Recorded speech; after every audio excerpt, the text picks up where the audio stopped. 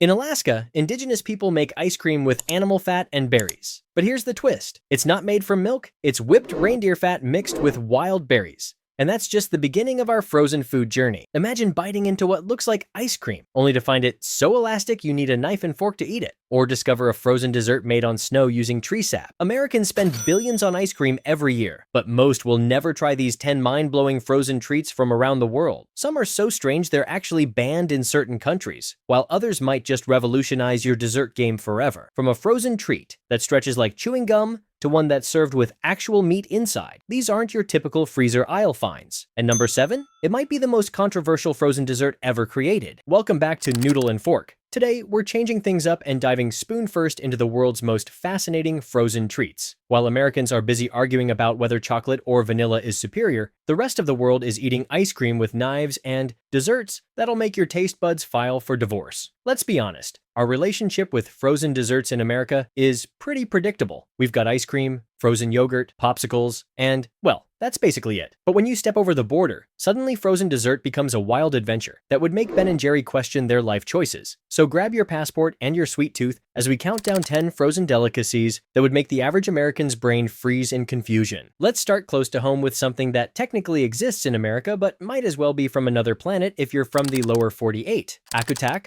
also known as Eskimo ice cream, is what happens when you need dessert, but live in a place where dairy cows would need thermal underwear. Indigenous Alaskans whip animal fat, usually from reindeer, seal, or fish, until it's fluffy, then mix in wild berries and sometimes a bit of sugar. Modern versions might use vegetable shortening instead, but traditionalists stick with the animal fat. The result? A creamy, savory sweet frozen snack that's simultaneously familiar and completely alien to the American palate. Imagine taking a big spoonful of what looks like berry ice cream, only to get a rich, gamey flavor that's more Bear Grylls than Dairy Queen. It's like if your ice cream and beef jerky had a baby, which sounds terrifying until you try it and realize it's actually kind of amazing. If you've ever thought, I wish my ice cream fought back when I tried to eat it, then Turkey has the dessert for you. Dondurma isn't just ice cream, it's ice cream that's been hitting the gym. This Turkish treat is so thick and elastic that vendors literally serve it with knives and forks. The secret? Mastic resin and salep, a flour made from orchid roots, which give it a uniquely chewy, almost taffy-like consistency. Turkish ice cream vendors are famous for their playful serving tricks, flipping and twisting the ice cream on long metal rods, sometimes even handing customers an empty cone while the ice cream disappears up their sleeve. It's basically dessert and entertainment rolled into one. When Americans try Dondurma for the first time, they always go through the 5 stages of frozen dessert grief: confusion, frustration, determination, acceptance, and finally, addiction. Once you've had the chance to chew your ice cream, going back to the messy, melty stuff feels like a big-time downgrade. Germans looked at a plate of spaghetti and thought, what if this was dessert? And thus, Spaghettius was born, the food equivalent of an elaborate disguise. This whimsical creation looks exactly like a plate of spaghetti with tomato sauce and Parmesan cheese. But take a bite, and you'll discover it's actually vanilla ice cream extruded through a special press to create noodle-like strands, topped with strawberry sauce and white chocolate shavings. It's the ultimate food prank, one that's been delighting German children and confusing tourists since the 1960s. Americans visiting Germany often do a double take when they see someone at the next table apparently eating a cold plate of pasta for dessert. The best part? Unlike actual spaghetti, there's zero chance of sauce splatter on your white shirt, unless you're a particularly aggressive ice cream eater, in which case, maybe stick to cones. In Ecuador, they make ice cream in what looks like a medieval torture device, and somehow, it's delicious. Helado de paila is made by hand-churning fruit juice and sugar in a large copper pan, the paila, that sits on top of ice. The process involves vigorously stirring the mixture until it freezes, creating a sorbet-like treat with an intensely fruity flavor. Popular flavors include naranjilla, blackberry,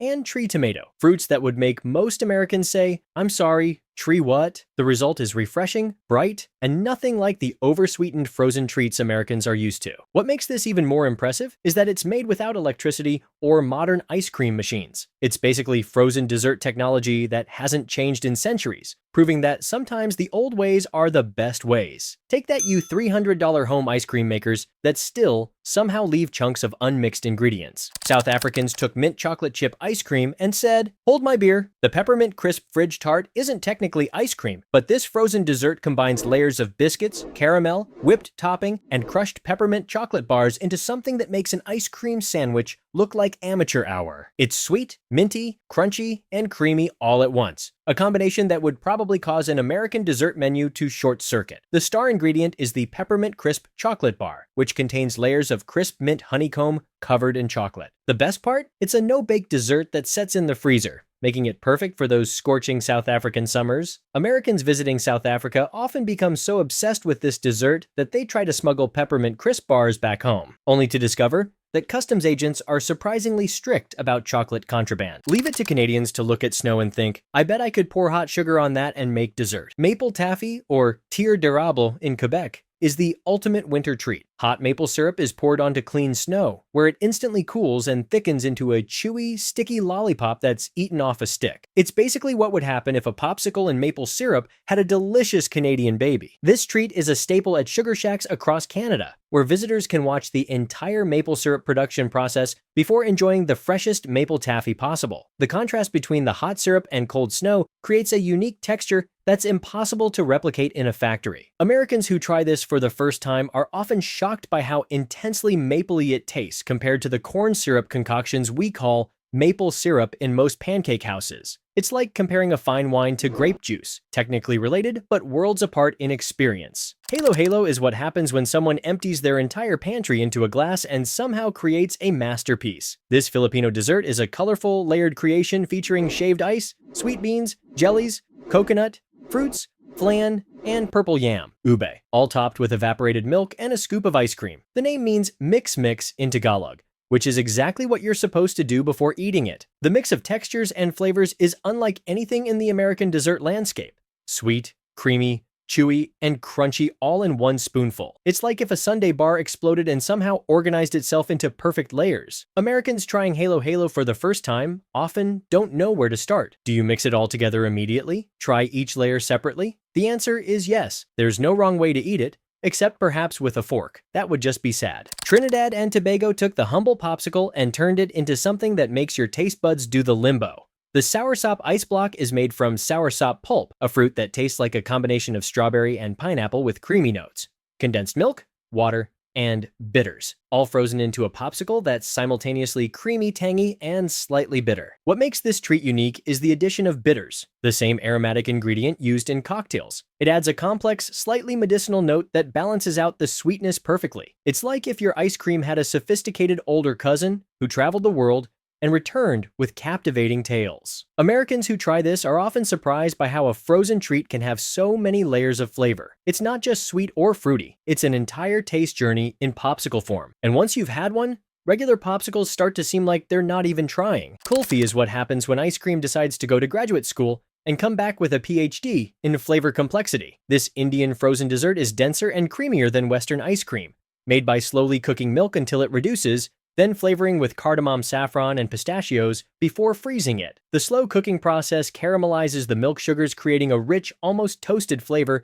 that's impossible to achieve with regular ice cream. Traditionally molded into cone shapes and served on a stick, kulfi doesn't melt as quickly as ice cream, making it perfect for India's scorching temperatures. It's like nature's air conditioning in dessert form. Americans trying kulfi often describe it as ice cream, with the volume turned up. The flavors are more pronounced, the texture is more substantial, and the whole experience feels more intentional. It makes you wonder why we've been settling for ice cream that tastes like it's afraid to commit to flavor. Brazil looked at smoothie bowls and said, "That's cute, but watch this." Acai na Tigela is a frozen, thick acai berry puree served in a bowl and topped with banana, granola, and honey. It's a superfood breakfast or snack with a deep purple color and earthy, tart flavor that's completely different from the sugar bombs Americans call breakfast. What makes this treat special is its versatility. It's healthy enough to eat for breakfast, but satisfying enough to count as dessert. The frozen acai base has the texture of soft-serve ice cream, but packs an antioxidant punch that makes you feel virtuous, even as you're scraping the last bits from the bowl. Americans who discover acai bowls often become evangelical about them, posting artfully arranged bowls on Instagram